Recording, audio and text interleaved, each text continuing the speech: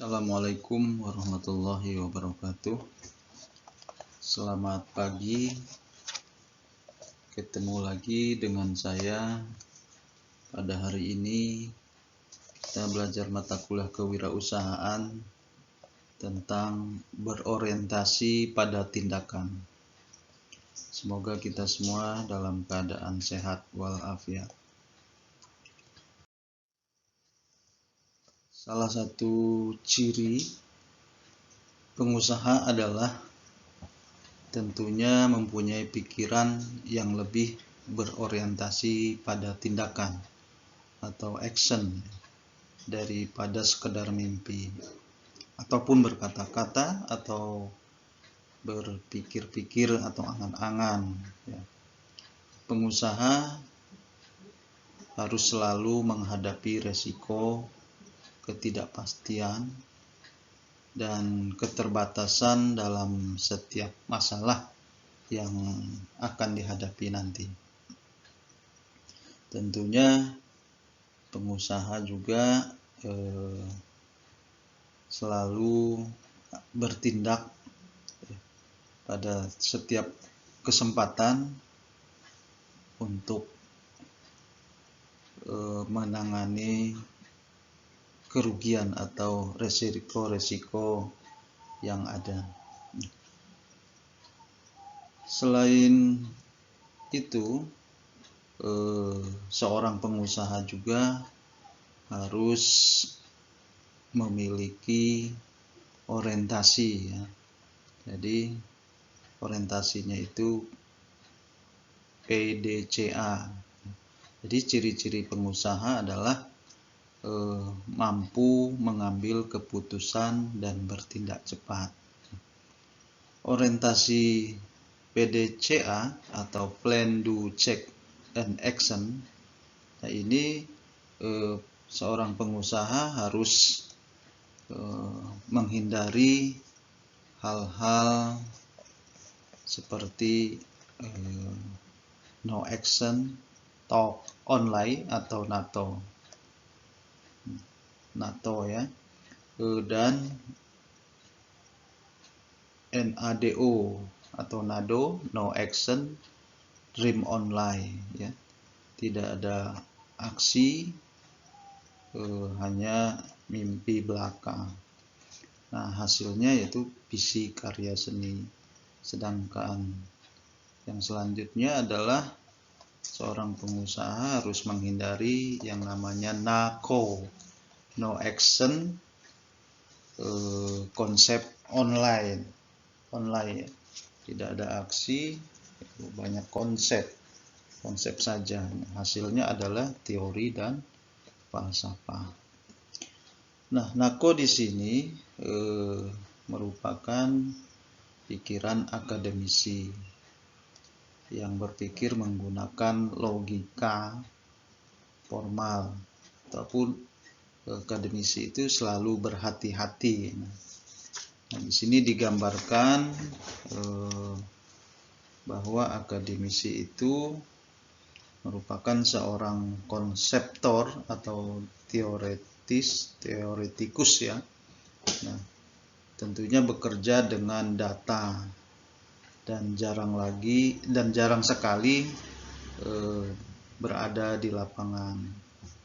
Nah, sebaliknya kalau seorang wirausaha itu menghabiskan hampir 90% waktunya itu di lapangan bersama-sama dengan karyawan, pelanggan-pelanggannya atau teman-temannya ya, atau pemasok.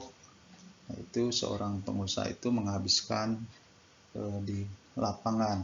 Kalau seorang akademisi itu sebagai konseptor yang mengolah data ya, untuk tujuannya mengambil keputusan menggunakan asumsi dan hipotesa ya.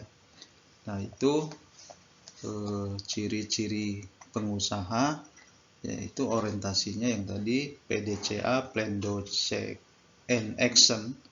Nah, pengusaha tersebut harus menghindari NATO, NADO, dan NAKO. Selanjutnya adalah 8 kebiasaan orang yang sangat efektif ya dalam menjalankan usaha. Ini 8 kebiasaan yang baik ya tentunya. Pertama, proaktif. Yang kedua, bermula dari ujung pemikiran. Yang ketiga, dahulukan yang utama. Terus keempat, berpikir menang dan menang, win-win ya. Yang kelima, memahami untuk dipahami. Yang keenam, sinergi. Yang ketujuh, menajamkan ketahanan, fleksibilitas dan kekuatan. Kedelapan, menemukan keunikan dan membantu orang lain menemukannya. Kita ulas yang 8 habit tadi. Pertama adalah proaktif. Nah, seseorang pengusaha yang efektif yaitu mengambil inisiatif untuk bertindak, bukan menunggu atau berwacana. Tentunya bertindak proaktif ya. Nah, di sini dalam bertindak proaktif itu mengambil tindakan sebelum sebuah kejadian yang tidak dikehendaki muncul. Dengan kata lain, orang yang proaktif selalu mengantisipasi hal-hal yang akan terjadi dan cepat mengambil tindakan penyelamatan. Nah, ini orang yang proaktif ini yaitu terlatih di lapangan. Dan biasanya seorang pengusaha yang terlatih di lapangan itu akan memiliki intuisi yang baik. Contohnya, ini salah satu contoh ya, dalam buku Move My Cheese. Nah, ini menggambarkan perilaku proaktif, yaitu tikus dan 2 orang kurcaci ya. Nah, ini tikus tersebut tentunya yang kita kenal, mereka adalah binatang yang cerdik dan rajin bekerja, selalu bergerak mencari makan kemana-mana, aktif di sini. Sehingga cirinya yang aktif itu bisa mengandalkan intuisi dan juga bergerak cepat, memperhatikan setiap sinyal perubahan-perubahan kecil dan tidak terbelenggu dalam comfort zone ya. Nah, itu gambaran si tikus ya yang selalu aktif dan tidak menunggu. Ini proaktif. Sedangkan yang gambaran Ham dan How yang 2 orang kurcaci ini, nah ini mereka terbelenggu ya dalam comfort zone, terlalu terbelenggu resiko daripada keuntungan. Mereka takut dengan resiko ya. Nah, menyalahkan lingkungan, nah, tidak memperhatikan perubahan-perubahan kecil, terlalu terbelenggu pemikiran dan tindakan. Nah, ini yang digambarkan oleh 2 kurcaci. Artinya ini perbedaan bahwa kalau kita aktif itu lebih, kalau dalam dunia usaha itu ya harus bergerak cepat dan tidak menunggu. Kalau seorang pengusaha ya harus memang bergelut dengan resiko ya. Jadi pelajaran dari simbolisasi ini, lebih baik proaktif, bertindak cepat, mengenali lapangan dan memiliki pertimbangan yang baik daripada sesuatu yang lambat meskipun dengan pertimbangan yang great ya, great, bagus. Yang kedua, 8 kebiasaan yang baik adalah bermula dari ujung pemikiran. Nah, ini bermula dari ujung pemikiran ini bahwa tidak sekedar tujuan, tetapi tujuan yang benar. Ya. Terus yang kedua, agar mencapai tujuan yang benar, tuliskan misi pribadi hidup Anda yang menggambarkan tujuan dan citra diri. Yang ketiga, misi pribadi ditemukan melalui serangkaian tindakan atau kejadian-kejadian pahit sehingga membentuk kebajikan dan filosofi hidup.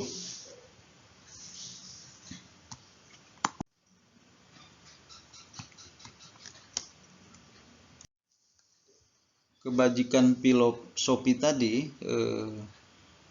kita dapat memperoleh melalui tahapan-tahapan. Nah, tahapan-tahapan itu pertama, penginderaan fisik.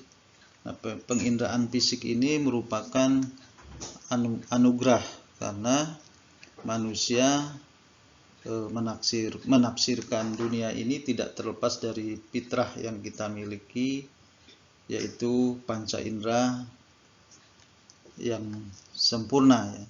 Nah, dengan kesempurnaan panca indera ini kita bisa menangkap realita kehidupan dan menjadi wirausaha yang tangguh dan mampu berorientasi pada tindakan.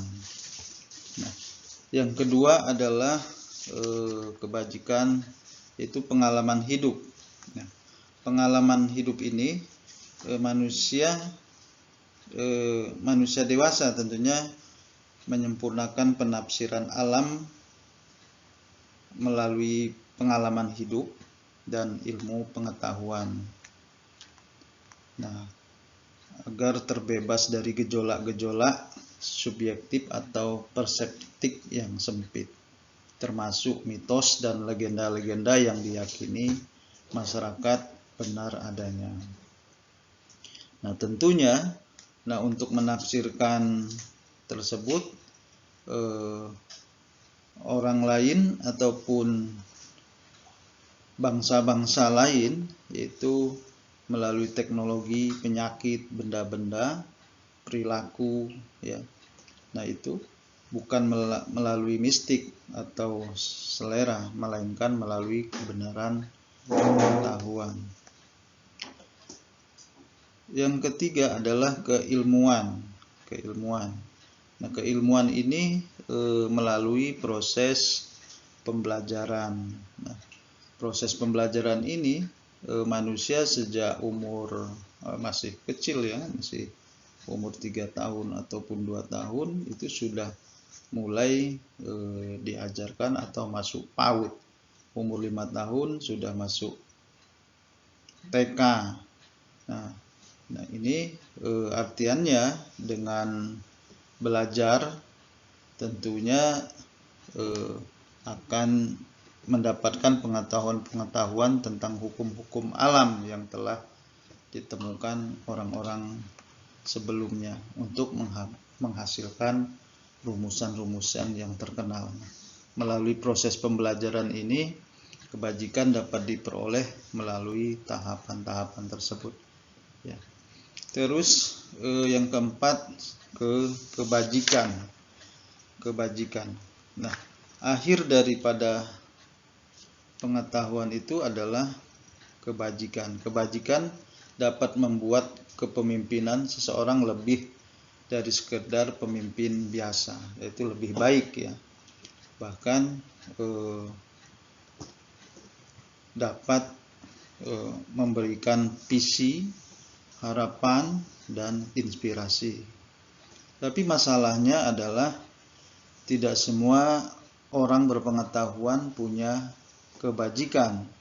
Ya, mereka yang tak punya kebajikan adalah manusia yang seakan-akan hidup dengan ilmu yang berada di ruang yang vakum, yang percaya pada apa yang ditemukan adalah sesuatu yang mutlak atau absolut, hanya merekalah kebenaran. Nah, artiannya apa? Kebajikan tersebut merupakan filosofi, ya.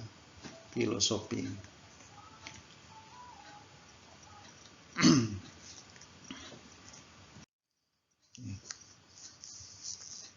Hidup dengan kejelasan tujuan. Hidup dengan kejelasan tujuan untuk menjadi seseorang yang berorientasi pada tujuan, maka perlu dilakukan dalam hidup Anda adalah dengan langkah-langkah pertama, tetapkan tujuan akhir. Nah, misalnya hidup yang bahagia, sehat, terjamin, serta ekonomi dan sejahtera. Yang kedua, tentukan langkah-langkah kecil untuk mencapai tujuan tersebut. Misalnya menyelesaikan studi, bekerja selama 5 tahun, lalu membuka usaha. Yang ketiga, perhatikan setiap kemajuan yang sudah dicapai. Misalnya melakukan evaluasi, lalu berevolusi, pindah usaha, merekrut manajer, memperbaiki proses produksi. Yang keempat, saat dapat mencapai goal, ya, mencapai tujuan, rayakanlah bersama karyawan dan keluarga. Yang kelima, pikirkan tujuan-tujuan baru yang lebih menantang. Nah, ini tentunya hidup dengan kejelasan tujuan, ya.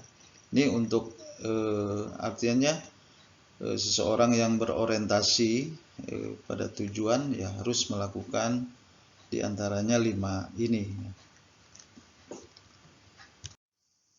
8 habit yang ketiga adalah dahulukan hal yang utama. Nah, ini kebiasaan ini berkaitan dengan sikap yang mengedepankan prioritas. Nah, seringkali kita menghabiskan waktu, ya, untuk bereaksi atau reaktif pada situasi darurat, bukan menginvestasikan waktu untuk mengembangkan kemampuan dan mencegah situasi darurat. Nah, ini merupakan kekurangan kita memahami perbedaan makna antara urgent dan penting atau important, ya. Nah, urgent merupakan situasi yang mendesak, sedangkan penting membutuhkan perhatian yang besar.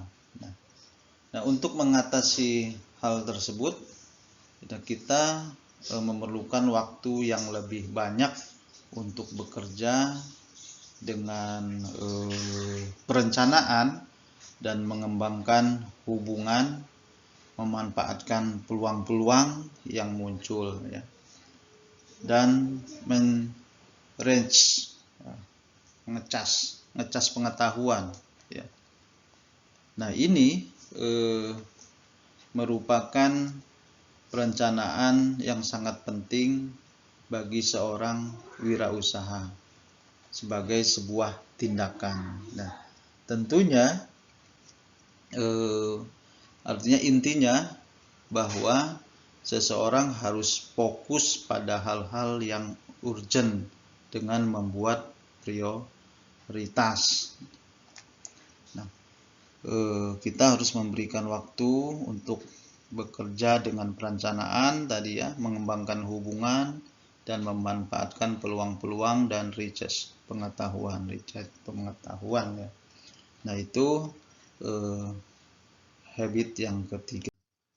Nah, yang perlu kita ingat adalah bahwa tidak semua masalah harus menjadi prioritas. Nah, manusia yang gagal adalah manusia yang tidak bisa membedakan mana pekerjaan prioritas dan bukan, ya. Nah, contohnya tiap individu pasti mempunyai prioritas masing-masing dalam hidupnya. Seseorang wirausaha dalam bidang konsultan dapat menentukan mana yang penting dan mana yang urgent. Habit yang keempat adalah berpikir menang-menang atau win-win. Nah, terdapat beberapa alternatif solusi dalam berhubungan dengan rekan-rekan bisnis, yaitu pertama win-win, yang kedua win-loss, yang ketiga loss-win, yang keempat loss-loss solution. Di sini manusia efektif akan selalu bersikap win-win. Nah, mereka berusaha agar semua pihak mencapai kondisi yang akhirnya yang baik. Tentunya kita bisa dapat menyadari ya bahwa menang sendiri dapat bersifat destruktif atau merusak. Karena apa? Karena hanya menghasilkan pihak yang kalah dan akhirnya akan memunculkan perasaan bermusuhan dan perasaan buruk lainnya, seperti merasa dirugikan, dikalahkan, diperlakukan kurang baik atau tidak adil, dan adanya rasa permusuhan. Nah, pola pikir win-win akan membantu kita menciptakan kerjasama ya. Nah, contohnya jika saya menang, Anda kalah, artinya rugi. Saya hanya menang sekali saja. Jika saya kalah, Anda menang, Anda hanya bisa menang sekali saja. Jika saya kalah dan Anda juga kalah, buat apa kita teruskan kerjasama ini? Tetapi jika menang dan Anda juga menang, kita akan berjalan beriringan, saling perbaiki, kekal abadi. Nah, ini yang diinginkan, bahwa win-win. Dengan win-win tadi yang saya jelaskan itu akan lebih baik ya, yaitu kita akan kerjasama beriringan dalam menjalankan usaha. Habit yang kelima adalah memahami untuk dipahami. Nah, memahami untuk dipahami, nah itu seorang wirausaha harus memiliki keterbukaan atau open mind untuk mendengarkan dan tidak cepat-cepat menolak, berargumentasi, atau melawan atas apa yang didengarkan dari pihak lain. Terus kebiasaan mendengarkan dan memikirkan. Ada usaha menempatkan diri pada posisi orang lain.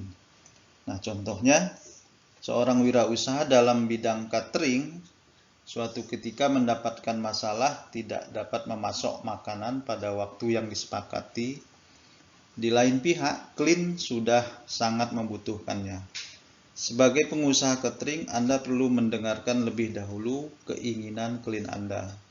Setelah itu, carilah jalan untuk segera menyelesaikan.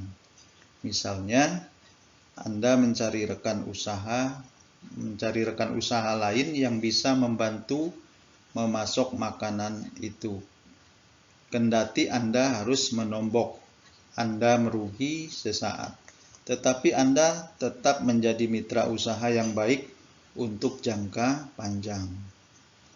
Dibicarakan positif dan tidak kehilangan pelanggan rutin. Nah, itu contohnya. Dengan memberikan prioritas pertama pada klien yang terdesak tersebut, masalah dapat diselesaikan. Nah, klien Anda merasa dimengerti dan dihargai. Sehingga apa? Kita dapat dibalas dengan hubungan yang lebih baik lagi. Nah, itu memahami untuk dipahami. Habit yang keenam merupakan sinergi ya. Sinergi itu apa? Sinergi saling mengisi dan melengkapi perbedaan untuk mencapai hasil yang besar ya, dari jumlah perbagian. Nah, 1 + 1 lebih besar sama dengan 2 ya. Nah, sinergi yang efektif, seorang wirausaha harus mencari sinergi, yaitu suatu total yang lebih besar dari jumlah elemen-elemen tunggalnya. Nah, sinergi yang efektif sangat bergantung pada komunikasi. Ya. Carilah rekan usaha yang saling melengkapi, yang berorientasi pada sinergi, agar Anda berorientasi pada tindakan. Ya. Nah, sinergi yang efektif ini tergantung kepada komunikasi. Ya. Sering seseorang tidak mau dan tidak mampu mendengarkan lawannya dan merespon, ya. Tidak mampu mendengarkan lawan-lawannya dan merespon.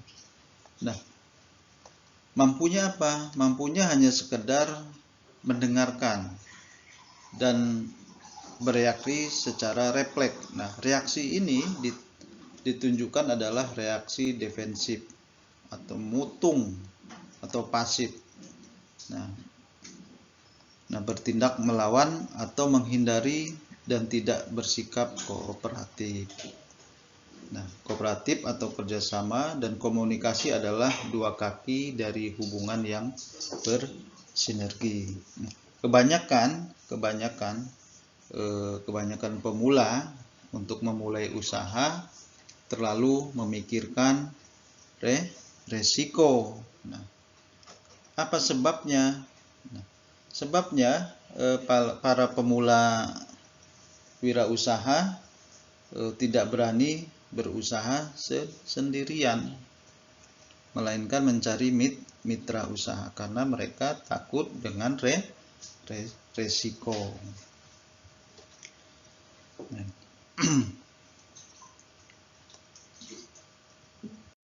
Yang ketujuh, habit yang ketujuh adalah menajamkan ketahanan, fleksibilitas, dan kekuatan. Upaya yang dilakukan adalah berikan makanan pada jiwa, ya. Tentunya spiritual, makanan spiritual. Hidup yang seimbang, lakukan meditasi, banyak baca buku tentang self-help yang membangkitkan semangat atau mendengarkan musik yang menggairahkan. Terus jangan takut menghadapi kesalahan kecil, smart mistake vs dumb mistake. Nah, ingat, ketika manusia menciptakan pensil, manusia juga menciptakan penghapus. Nah, ini menajamkan ketahanan, fleksibilitas, dan kekuatan. Nah, bukan yang terkuat, melainkan yang adaptif, yang berumur panjang. Ya. Nah, ini contoh Bo Peabody. Nah, ini merupakan wirausahawan internet membangun Tripod.com. Ia melakukan latihan blind fight walau mendapat serangkaian penolakan. Bo percaya bahwa usahanya kelak akan berhasil diterima. Nah, ia belajar menerima kata-kata penolakan dan menghadapinya dengan kepala dingin sampai penolakan itu berubah menjadi penerimaan. Nah, ia tekun meyakinkan bahwa investasi mereka dapat membuahkan hasil, ya. Nah, ini merupakan seorang pengusaha yang sukses. Contoh dari menajamkan ketahanan, fleksibilitas, dan kekuatan. Habit yang ke-8 yaitu temukan keunikan pribadi dan bantulah orang lain menemukannya. Nah, kebiasaan ke-8 ini berhubungan dengan perubahan dari perilaku efektif. Ya. Nah, seseorang harus memulai dengan menemukan atau mengenali keunikan dirinya sendiri. Untuk menemukan keunikan dirinya sendiri itu berarti harus mengenali potensi yang dimiliki, yang tersebar pada 4 elemen. Yang pertama adalah pikiran, yang kedua tubuh, hati, dan jiwa, ya. Jika pikiran terus dikembangkan dan visi yang hebat dapat dirumuskan, maka kita dapat mengembangkan potensi terbesar yang ada pada diri kita. Nah, itu habit yang ke-8, yaitu menemukan keunikan pribadi, ya, yang terdapat 4 elemen utama. Itu mata kuliah pada hari ini berorientasi pada tindakan. Saya cukupkan sekian. Selamat siang, selamat belajar. Wassalamualaikum warahmatullahi wabarakatuh.